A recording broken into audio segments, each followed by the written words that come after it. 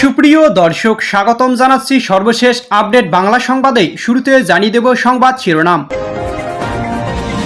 শুরুতে জানিয়ে দেব রমজানে খেলা দেখাবে আওয়ামী লীগ, তারেক রহমানকে চাপে রাখতে হাসিনার কর্মসূচি। বাংলাদেশে নির্বাচন হয়ে গিয়েছে, বিএনপি পেয়েছে নিরঙ্কুশ সংখ্যাগরিষ্ঠতা। তারা সরকার গঠন করেছে, প্রধানমন্ত্রী নির্বাচিত হয়েছেন বিএনপির চেয়ারপারসন তারেক রহমান। দ্বিতীয় বৃহত্তম দল হিসেবে আত্মপ্রকাশ করছে জামাত ইসলাম। ত্রয়োদশ জাতীয় সংসদ নির্বাচনে আওয়ামী লীগকে অংশগ্রহণ করতে দেওয়া হয়নি। আওয়ামী লীগকে যাতে ভোটে প্রতিদ্বন্দ্বিতা করতে না হয় তার জন্য শেখ হাসিনা বেশ কয়েকবার আবেদন করেছিল, কিন্তু ইউনূস সরকারের সেই আবেদনে সাড়া দিতে অস্বীকার করে। ধানমন্ডি ভাঙচুরের ঘটনায় ইউনূসের বিরুদ্ধে 4টি মামলা, শেষ জীবন কাটবে কারাগারে। সাবেক উপদেষ্টা মোহাম্মদ ইউনূসের বিরুদ্ধে 4টি মামলার ঘোষণা করা হয়েছে। ঢাকা বিশ্ববিদ্যালয়ের অধ্যাপক হাফিজুর রহমান কার্জন, যাকে অন্যায়ভাবে মোহাম্মদ ইউনূস গ্রেফতার করে জেলে রেখেছিলেন, এইবার তিনি স্পষ্ট করে বলেছেন ইউনূসের বিরুদ্ধে রাষ্ট্রদ্রোহিতা, সংবিধান লঙ্ঘন এই বিষয়ে অন্তত 4টি মামলা হতে পারে। প্রধানমন্ত্রীকে ফাঁপড়ে ফেলেছে শেখ হাসিনা, মার্চেই হবে অগ্নি পরীক্ষা। প্রধানমন্ত্রী তারেক রহমানকে ফাঁপড়ে ফেলেছে শেখ হাসিনা। বাংলাদেশের ক্ষমতায় বিএনপি 2/3 সংখ্যাগরিষ্ঠতা পাওয়ার পর সরকার গঠন করেছে তারেক রহমান। জয়ের পর বিএনপির ভারপ্রাপ্ত চেয়ারম্যান তারেক রহমানের সঙ্গে ফোনে কথা বলেছেন প্রধানমন্ত্রী নরেন্দ্র মোদী। এই আলাপচারিতা বাংলাদেশ ও ভারতের দ্বিপাক্ষিক সম্পর্কের ক্ষেত্রে একটি ইতিবাচক পদক্ষেপ হিসেবে দেখা হচ্ছে। পুলিশ হত্যার বিচারে আতঙ্কে রাজপথ, হাসনাত নাহিদ সার্জিসরা। 2024 সালের 5 আগস্ট বৈষম্য বিরোধী ছাত্র আন্দোলনের জেরে শেখ হাসিনা সরকারের পতন ঘটে। সে আন্দোলনের জেরে যেমন ছাত্র জনতা আক্রান্ত হয়েছেন, ঠিক একইভাবে পুলিশও আক্রান্ত হয়েছে। অনেকেই দাবি করেন ছাত্র জনতা যতটা না নিহত হয়েছেন তার থেকে অনেক বেশি পুলিশ সদস্য নিহত হয়েছেন। শুরুতে জানিয়ে দেব রমজানে খেলা দেখাবে আওয়ামী লীগ, তারেক রহমানকে চাপে রাখতে হাসিনার কর্মসূচি। বাংলাদেশে নির্বাচন হয়ে গিয়েছে, বিএনপি পেয়েছে নিরঙ্কুশ সংখ্যাগরিষ্ঠতা। তারা সরকার গঠন করেছে, প্রধানমন্ত্রী নির্বাচিত হয়েছেন বিএনপির চেয়ারপারসন তারেক রহমান। দ্বিতীয় বৃহত্তম দল হিসেবে আত্মপ্রকাশ করছে জামাত ইসলাম। ত্রয়োদশ জাতীয় সংসদ নির্বাচনে আওয়ামী লীগকে অংশগ্রহণ করতে দেওয়া হয়নি। আওয়ামী লীগকে যাতে ভোটে প্রতিদ্বন্দ্বিতা করতে না হয় তার জন্য শেখ হাসিনা বেশ কয়েকবার আবেদন করেছিল, কিন্তু ইউনূস সরকারের সেই আবেদনে সাড়া দিতে অস্বীকার করে। পদ্মাপাড়ে অভিযোগ উঠেছে এই নির্বাচন আসলে একটি সেটিং। আওয়ামী লীগকে যাতে কোনোভাবেই জাতীয় রাজনীতিতে ফিরতে না পারে তার জন্য পূর্বতন সরকার প্রধান ও বিএনপির মধ্যে একটা সমঝোতা হয়েছে। এই প্রসঙ্গে অনেকেই লন্ডনে তারেক রহমানের সঙ্গে ইউনূসের মধ্যে হওয়া বৈঠকের প্রসঙ্গ তুলে ধরেছেন। প্রবাসে থাকাকালীন জিয়া পুত্রের সঙ্গে সেনাবাহিনীর বেশ কয়েকজন কর্মকর্তার সঙ্গে তাদের বৈঠক। তারেক এই বৈঠকের উদ্দেশ্য ছিল বাহিনীর সঙ্গে একতরফা, যাতে তিনি দেশে ফিরলেই বাহিনী তাকে গ্রেফতার না করে। সেই সবুজ সংকেত পাওয়ার পর তারেক জিয়া দেশে ফেরার সিদ্ধান্ত নেন।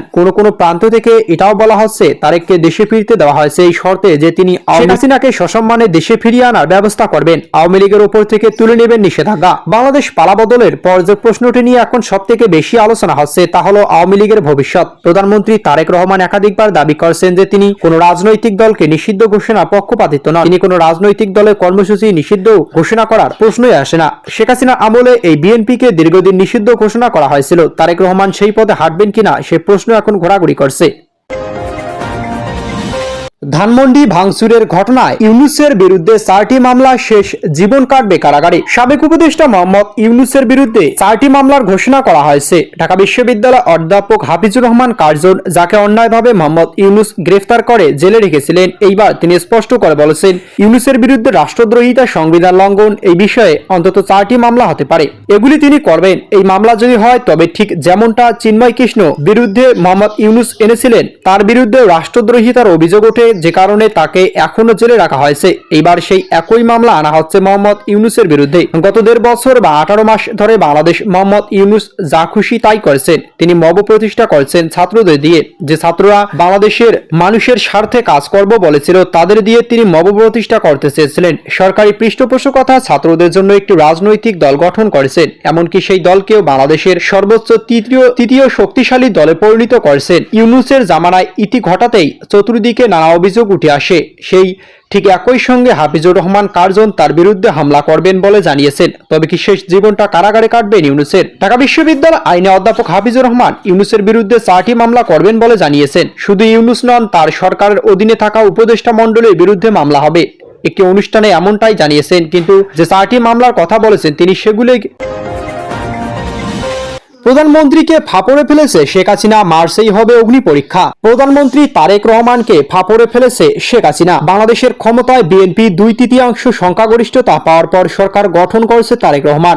জয়ের পর বিএনপির ভারপ্রাপ্ত চেয়ারম্যান তারেক রহমানের সঙ্গে ফোনে কথাও বলেছেন প্রধানমন্ত্রী নরেন্দ্র মোদী। এই আলাপচারিতায় বাংলাদেশ ও ভারতের দ্বিপাক্ষিক সম্পর্কের ক্ষেত্রে একটি ইতিবাচক পদক্ষেপ হিসেবে দেখা হচ্ছে। আর রাজনীতিতে পরিবর্তন এমনি এমনি হয় না। কারো সঙ্গে কারো কথা বা দেখা করা বা ফোন আলাপ এমনি হয় না, এমনি হয় না। ইতিহাস বলছে প্রতিবেশী রাষ্ট্রের সঙ্গে আলোচনা, দেখা, সাক্ষাৎকারে যথেষ্ট কারণ থাকে। রাজনৈতিক বিশেষজ্ঞরা বলেছেন বিএনপির সঙ্গে তারেকের এত ভালো সম্পর্ক, বন্ধুত্বপূর্ণ সম্পর্কে কিছু রিজন আছে। লন্ডন থেকে তারেক ফেরার পর খালেদা জিয়ার মৃত্যুর পর বিদেশ মন্ত্রী এস জয়শঙ্কর যান তারেক রহমানের সঙ্গে দেখা করেন। তারেকের সঙ্গে দেখা করলে কিন্তু জয়শঙ্কর ইউনূসের সঙ্গে দেখা করেনি, জানিয়ে কম চর্চা হয়নি এপার বাংলায়। ওপার বাংলায় অন্যদিকে তারেক শপথ নেওয়ার পর সাংবাদিকদের সামনে মুখোমুখি হয় বলেছিলেন, আমরা আমাদের বিদেশ নীতি নিয়ে নিজেদের অবস্থান স্পষ্ট করছি।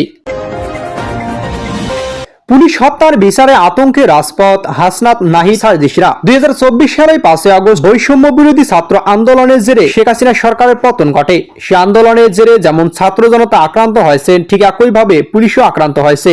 অনেকেই দাবি করেন ছাত্র জনতা যতটা না নিহত হয়েছেন তার থেকে অনেক বেশি পুলিশ সদস্য নিহত হয়েছেন। বাংলাদেশে 400-র বেশি থানা পুড়িয়ে দেওয়ার ঘটনা ঘটেছে। কিন্তু অন্তর্বর্তীকালীন সরকারের উপদেষ্টা মোহাম্মদ ইউনূস জানিয়ে দিয়েছেন তিনি ক্ষমতা আসীন হওয়ার সময় 2024 সালে 31 আগস্ট পর্যন্ত যা কিছুই রয়েছে তা নিয়েও কোনো মামলা করা যাবে না, কারোর বিরুদ্ধে কোনো কথাও বলা যাবে না। পুলিশ হত্যাকাণ্ডের পর কেউ কোনো কথা বলেনি, এমনকি তদন্ত হয়নি। কিন্তু সরকার পরিবর্তনের পর যখন দৃশ্যপট পরিবর্তন হলো, এখন জুলাই যোদ্ধারা আতঙ্কের মধ্যে রয়েছেন। তাদের চোখে মুখে আতঙ্কের ছাপ লক্ষ্য করা যাচ্ছে। যখন সরকারের তরফে বলা হচ্ছে যে পুলিশ হত্যাকাণ্ডের বিষয়ে বিচার হবে, তদন্ত, যারা দোষী সাব্যস্ত হবে তাদের বিচার হবে, তখন জুলাই যোদ্ধারা বিএনপি সরকারের বিরুদ্ধে হুমকি দেওয়া শুরু করছে।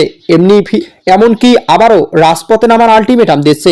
নাহিদ ইসলাম এ নিয়ে বিস্ফোরক মন্তব্য করেন। তবে কি সামনে সারির ছাত্র নেতারা নাহিদ, হাসনাত, সার্জিসরা ভয় পাচ্ছেন? সরকারের পক্ষ থেকে জানানো হয়েছে যে পুলিশ হত্যার বিচার হবে, তদন্ত হবে। এই ঘোষণা যখন সরকারের পক্ষ থেকে এলো তখন একটা আতঙ্ক তৈরি হয়েছে। যারা কথিত জুলাই যোদ্ধা নামে পরিচিত তারা মোহাম্মদ ইউনূসের আমলে বিভিন্ন টক শোতে খোলাখুলি বলেছেন, যদি আমরা পুলিশকে হত্যা না করতাম তাহলে আমরা বাঁচতাম না।